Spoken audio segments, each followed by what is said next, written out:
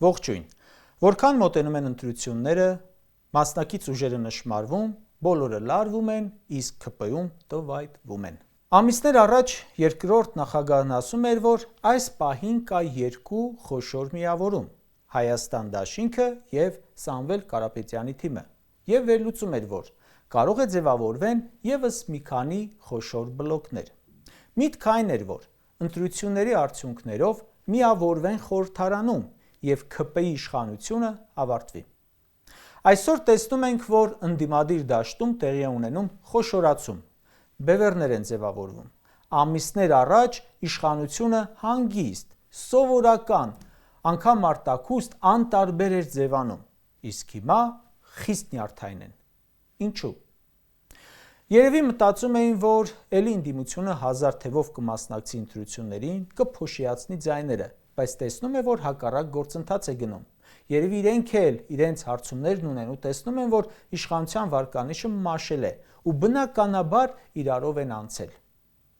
Մի քանի օր է Փաշինյանը, թիմակիցները գրառումներ են անում, վիդեոներ են նկարում, հարցազրույցներ են տալիս ու երևում է, որ տեղները չեն գտնում։ Այն ինքնավստահությունից բան չի մնացել։ Նրանք, որ հայտարարում էին, թե Քոչարյանի քաղաքական գործոնը մեր երկրում այլևս չկա, ՔՊ-ն մի 60% աչքերը փակ կհավաքի եւ այլն, հիմա ասում են, ահա, ուզում են Քոչարյանը, Կարապետյանը, Ծառուկյանը խորհրդարանում միավորվեն, Գյումրի երկու անեն։ Վտանգավոր է, ասում են։ Ում համար է վտանգավոր։ Իհարկե, ՔՊ-ի։ Այո, հնարավոր է, որ ոչ մի ուժ, ոչ ընդդիմադիր, ոչ էլ առավել ևս իշխանականը միայնակ առավել ևս չհավաքի անհրաժեշտ քանակի ձայներ իշխանություն ձևավորելու համար եւ արդյունքում նաեւ ստիպված միավորվեն։ Եթե չեմ սխալվում, այս խորհրդարանական մոդելի իբր թե գրավիչ մասը հենց դա պետք է լիներ։ Թե ինչի են այսպես խառնվել իրար մեր ժողբաստիոնչիները, անհասկանալի կլիներ, եթե չիմանայինք, ում հետ գործ ունենք իրականում։ Չգիտեմ, այդ անհանգստությունը իրականում միայն ՔՊ-ինն է, թե նրանց, ովքեր դրսից աջակցություն են հայտնել այս ռեժիմին, ներառյալ Թուրքիան ու Ադրբեջանը, չէ՞ որ այդ երկրները ՔՊ-ականներին հավասար շահագրգռված են, որ ՔՊ-ն ամեն գնով մնա Հայաստանում իշխանության։ Ըստ երևույթին, խոստացածներ կան, ստանալիքներ ունեն ՔՊ-ական իշխանության հաջորդ 5 տարում։ Ասում են ժողովուրդ, որ Քոչարյանն ու մյուսները գան իշխանության ու ինչ-որ առասպելներ են պատմում, չնայելով իրենց ճակատից կախված հանձնումների շարանը։ Քոչարյանի իշխանությունն էլ է տեսել ժողովուրդը, ձեր իշխանությունն էլ լավ գիտի։ Եվ դուք, եթե այդքան խառնվել եք իրար, ուրեմն մտածում եմ հասկանում եք, գուցե ձեր հովանավորներն են հասկանում, որ այն, ինչ ձեզնից ստանում են, Քոչարյանից չեն ստանա։ ՔՊ-ն փորձում է վարկաբեկել ընտրություններին մասնակից 3 ուժի, անվանելով ռուսամետ, ռուսական շահերով առաջնորդվող։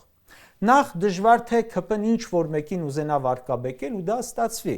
Դրա համար պետք է ունենալ գոնե նվազագույն վստահության պաշար, որը մաշել եք։ Լավ, դա էլ մի կողմ դնեմ։ Փորձեմ ձեր ասածները հասկանալ տրամաբանության ու իրողության մեջ, այլ ոչ մանիպուլյացիաների։ Եկեք հասկանանք այդ ուժերը իրոք ռուսամետ են եւ որքան, ինչ են արել, որ այդպիսին պետք է համարվեն։ Իմ հիշելով, ոչ Ռոբերտ Քոչարյանն է առաջ տանում ռուսական շահը, ոչ Սամվել Կարապետյանը, Ծառուկյանին դեռ չեմ լսել, անկեղծ, կլսեմ, բայց որ հետաքրքիր բան եղած լիներ, հաստատ կիմանայի։ Նրանք, ինչպես բոլորը, խոսում են Ռուսաստանի դերի մասին, մեր տարածաշրջանում հնարավորությունների մասին, այդ հնարավորություններից օգտվելու մասին։ Ու խոսում են այնքան, որքան ուշադրություն, ՔՊ-ն։ Նիկոլ Փաշինյանը առիթը բաց չի թողնում ռուսներին սեր խոստովանելու համար, անձամբ գնալ ու այդ սերը Պուտինին փոխանցելու համար։ Սրանց պաշտոնյան օրերս Մոսկվայում այնքան էր գովում ռուսներին, որ Ռուսաստանի Դաշնության ռուս քաղաքացիները այդքան չեն գովում։ Բայց այս իշխանությունը օգտագործում է նախընտրական տեխնոլոգիա՝ ներկայացնելու արտաքին ու ներքին թշնամիներ, ընտրություններից առաջ իր շուրջ զանգված համախմբելու համար։ Ժողովուրդ ջան,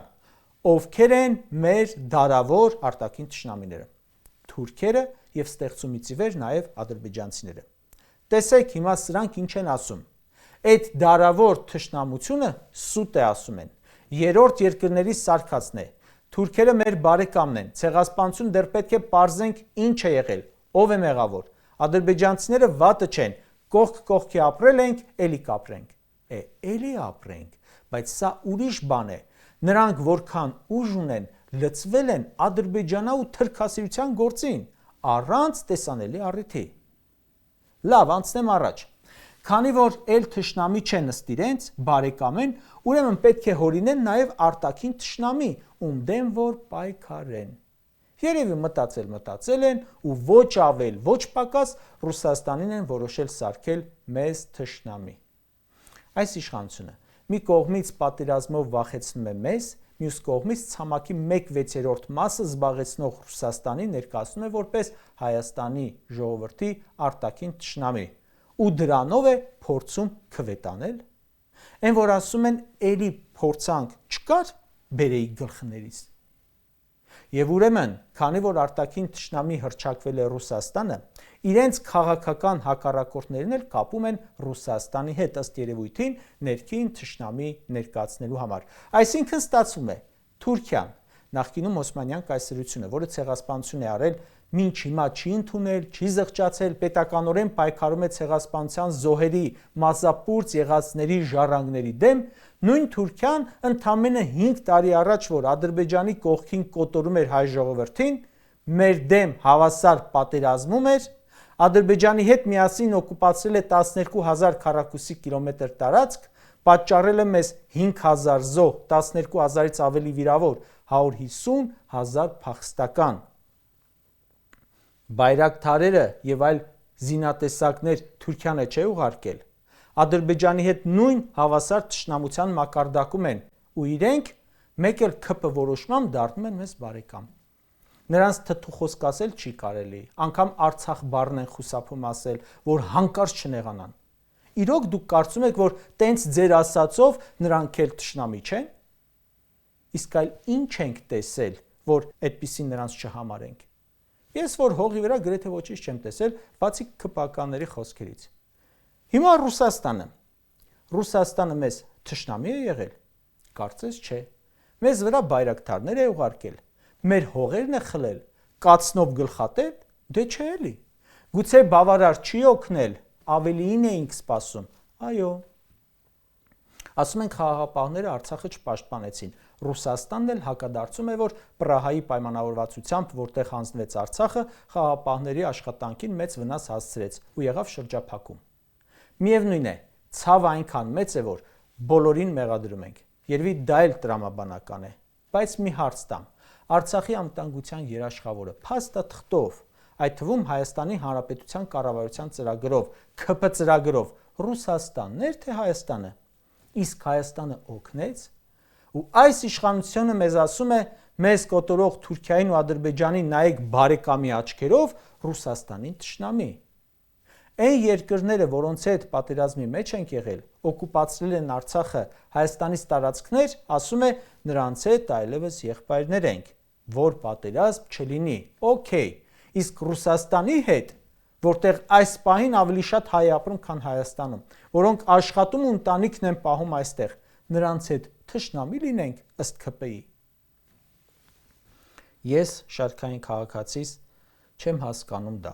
Չեմ հասկանում, թե ինչու պետք է լինելով փոքր երկիր, ունենալով բազմաթիվ հարցեր, թշնամիներ ու ունենալով տնտեսական խորը կախվածություն Ռուսաստանից, իդեպ այդ խորը կախվածությունը առաջացել իրականում սրանց իշխանության օրոք։ Գիտակցելով, որ մեր երկրում համարյա բոլոր ընտանիքները կապ ունեն Ռուսաստանի հետ, այնտեղ աշխատում են, այստեղ ընտանիքն են պահում, այ ռուսներին համարեմ թշնամի, 3 հայ գերիներին ցմահ ու 20 տարվա ազատազրկման դատապարտած Ադրբեջանին բարեկամ։ Անկեղծորեն ես Ռուսաստանից չեմ տեսել թշնամական քայլեր մեր երկրի նկատմամբ։ Եթե տեսել եք, ասեք։ Բայց այս կողմից տեսել եմ լիքը սադրանքներ իշխանական մակարդակով։ ամեն ինչ կարծես արել են, որ թշնամություն իրական դառնա, բայց այն կողմում փառք Աստծո ողջամիտ են։ Դուք տեսել եք, որ այս իշխանությունը իր քաղաքական հակառակորդներին կապի թուրքերի ու ադրբեջանցիների հետ։ Չէ, ժողովուրդ ջան, նրանք արդեն եղբայրներ են սրանց համար։ Էրդողանի գիրքը բարձիտակի մշակութային ժառանգություն է սրանց համար։